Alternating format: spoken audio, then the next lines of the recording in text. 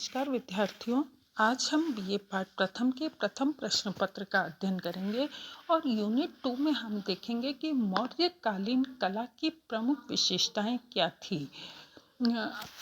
मौर्यकालीन कला सैंधव्य सभ्यता के बाद इतिहास पूर्व दूसरी शताब्दी के बाद वैदिक उदासीनता के कारण कला की प्रगति टूट गई और उस सभ्यता तथा मौर्य काल की कृतियों के बीच लगभग 1500 साल की दीर्घ शून्यता रही। किंतु मौर्य युग में जो कला साधना प्रारंभ हुई वह अद्यावधि अटूट चली। यद्यपि उसके रूप प्रकार अभिप्रायों में आने वाली विदेशी जातियों का प्रभाव से अंतर पड़ता जाता है। कला के अनेक रूप है लेकिन स्थापत्य इसमें प्रथम और प्रधान है। मेगास्थनीज ने अपनी कृति इंडिका में मौर्यकालीन स्थापत्य का अद्भुत प्रमाण प्रस्तुत किया है। मौर्य काल से लेकर गुप्त काल तक स्थापत्य में बौद्ध स्थापत्य और हिंदू मंदिरों का स्थापत्य अत्यंत महत्वपूर्ण स्थान रखता है।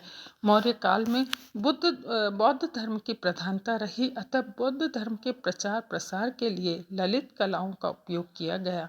भवन निर्माण कला, मूर्ति कला, चित्रकला आदि का उपयोग बौद्ध धर्म के प्रसारण के लिए किया गया। ईसा पूर्व तीसरी शताब्दी से लेकर ईसवी सन की तीसरी और चौथी शताब्दी तक बौद्ध कला की विस्मयकारी विकास की प्रगति हमें देखने को मिलती है। बौद्ध धर्म में निहित आध्यात्मिकता कला के माध्यम से अभिव्यक्त हुई है।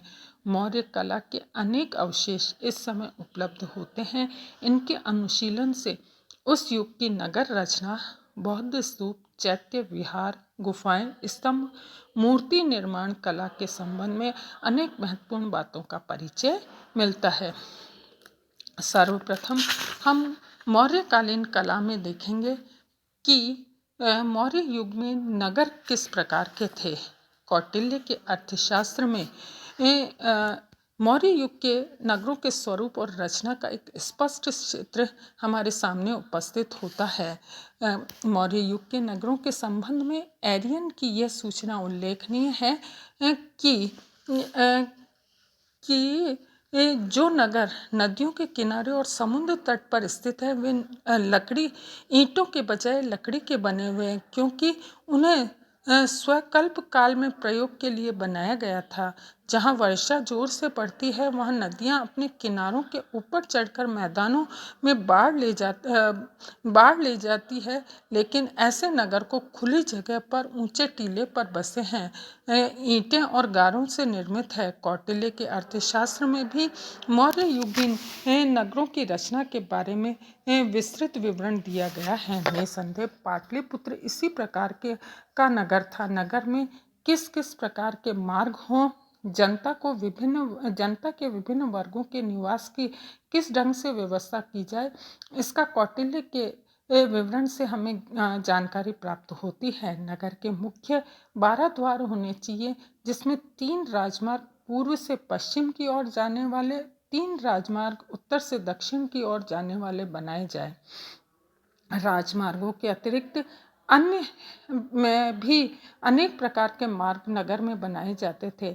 नगर में विभिन्न वर्गों के निवास के लिए कौटिल्य के अर्थशास्त्र के विवरण से हमें ज्ञात होता है कि नगर का कुल मिलाकर जितना क्षेत्र हो उसके 90 भाग में राजप्रसाद और अनंतपुर रहा होगा बनाया जाए। राजकीय इमारतों के लिए नगर के मध्य भाग से उत्तर की ओर का प्रदेश सुरक्षित रखा जाए। राजप्रसाद के पूर्व और उत्तर भाग में आचार्य, पुरोहित और मंत्रियों के निवास हो यज्ञ मंडप या तोय स्थान बनाए जाए। दक्षिण पूर्वी भाग में महानस यानी राजकीय पाठशाला, हस्तिशाला और कोष्ठागार रहे।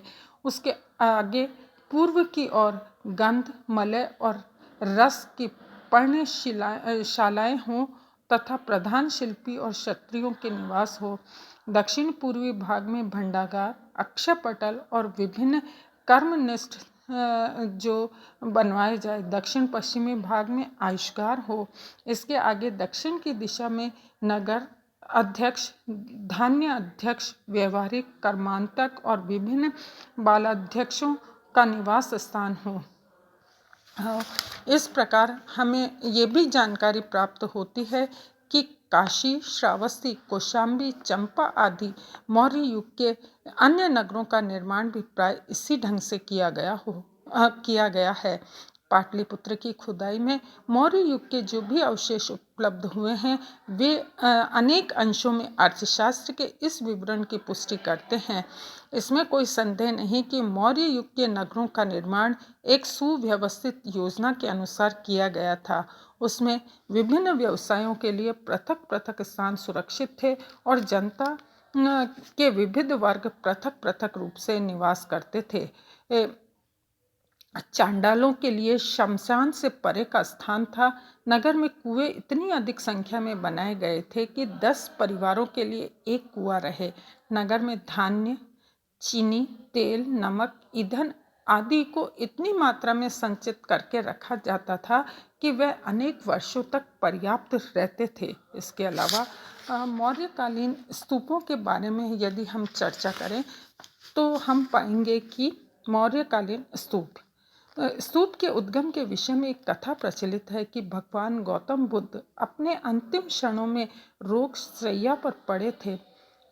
तब उनके पास बैठे रुदन करते हुए भिक्षुगण ये जानना चाहते थे कि भगवान बुद्ध की मृत्यु उपरांत बौद्ध संघ उनका अंतिम संस्कार किस प्रकार करे। भगवान बुद्ध ने उत्तर दिया, आनंद जैसे राज चक्रवर्तियों का होता है।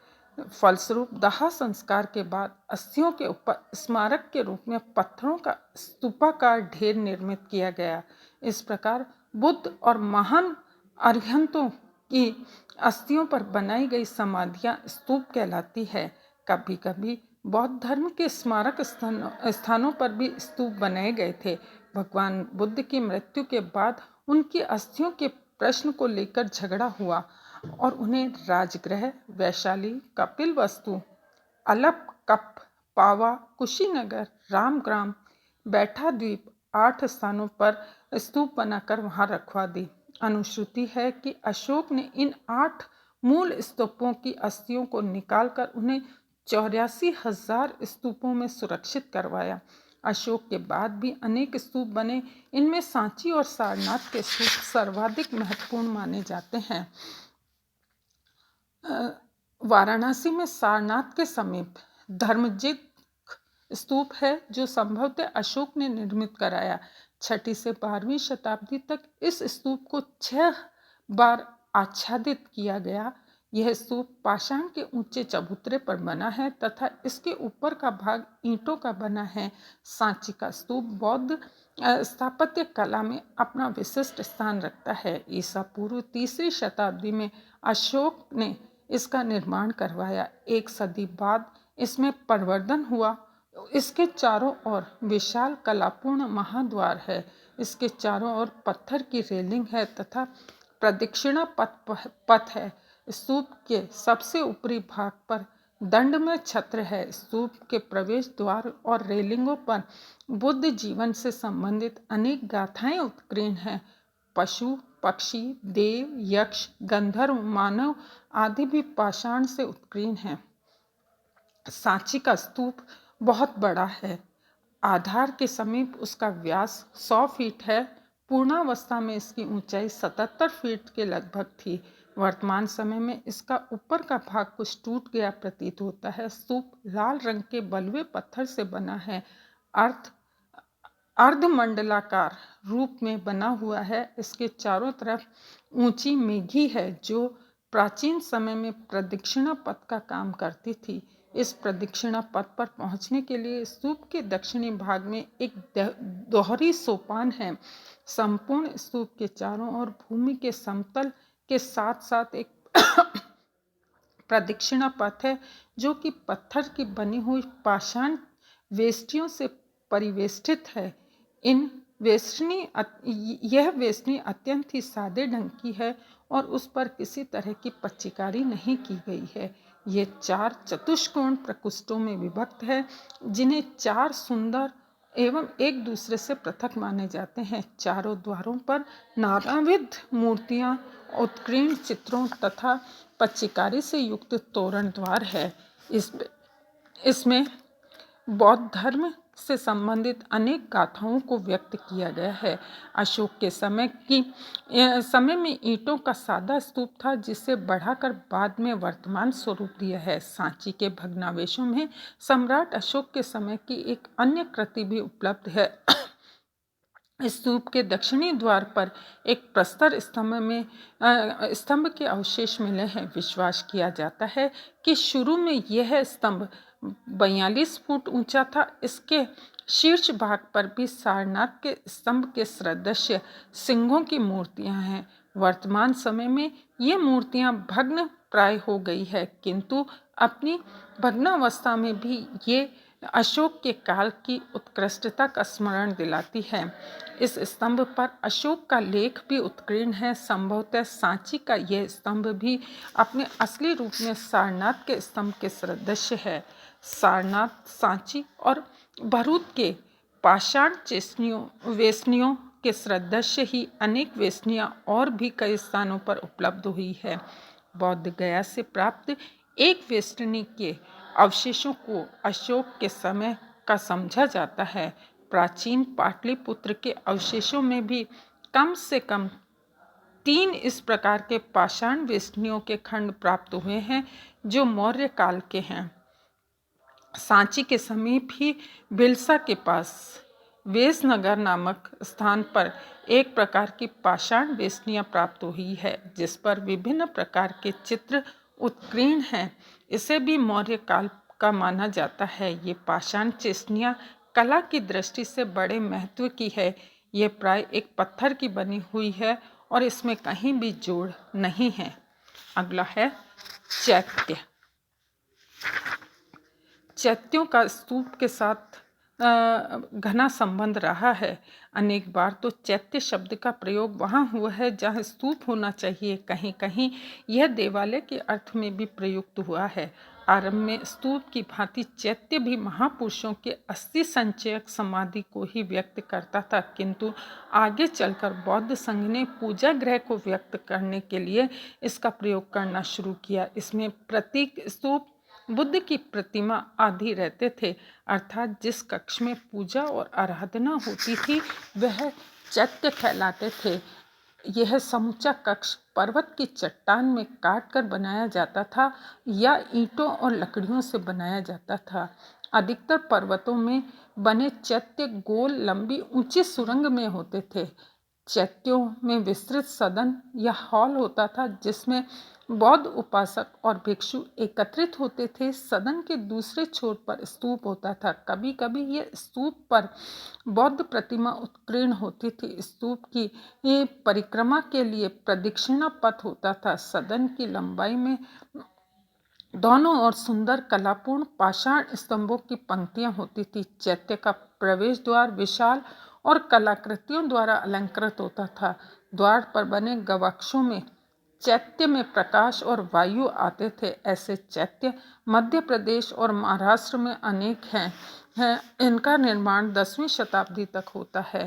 पूना के समीप भांजा की गुफा और इसका चैत्य सर्वाधिक प्राचीन माना जाता है। इसका निर्माण विद्यार्थियों ऐसा माना जाता है कि 200 ईसा पूर्व में हुआ। इस चैत्य में मूर्तियों का अंकन भी हुआ है। ईस्वी पूर्व की पहली शताब्दी में मुंबई और पूना के बीच पश्चिमी घाट की पहाड़ियों में कार्ले का सुंदरतम चैत्य गृह है। हीनयान संप्रदाय का ये आदर्श वास्तु है।